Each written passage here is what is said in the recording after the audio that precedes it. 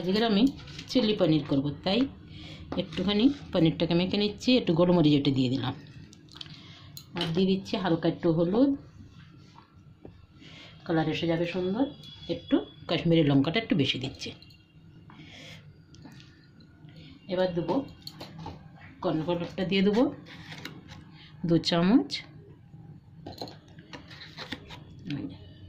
দিয়ে হালকা হাতে হাতে একটু মেখে নেবো, একটু নাড়ি ছাড়ি। বেশি এদিক ওদিক করলে আবার ভেঙে যাবে।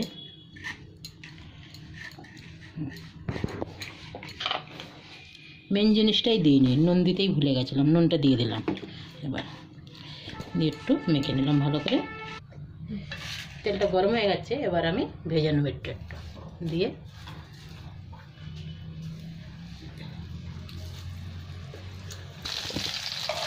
পনিরটা আমার ভাজা হয়ে গেছে, আমি খেয়ে নিলাম।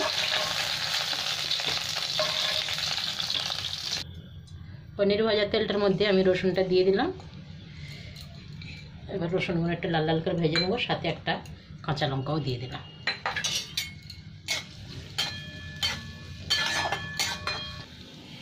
এটার মধ্যে একটু মশলাটা করে নিলাম। এখানে কাশ্মীরি মির্চ দিয়েছি আর একটুখানি আমি কর্নফ্লাওয়ার দিলাম। এবার আমি সয়া সসটা দিয়ে দিলাম, দিয়ে মিক্স করে নিলাম। তাহলে কি ঢালতেও খুব সুবিধা হয়। রসুনটা আমার ভাজা হয়ে গেছে, এবার আমি শিমলা মির্চ দিয়ে দিলাম, আর সাথে পেঁয়াজ দিয়ে দিলাম। মাছটা কেটে রেখেছিলাম।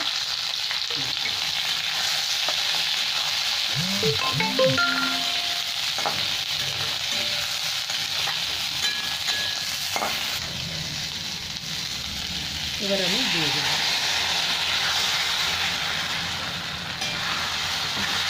আর একটু জল লাগবে।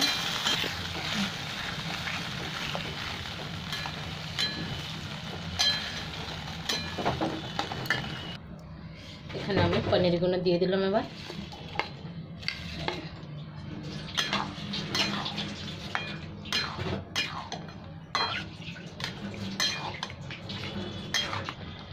এখানে আমার চিলি পনির হয়ে গেছে। এবার আমি বন্ধ করে দিলাম গ্যাসটা।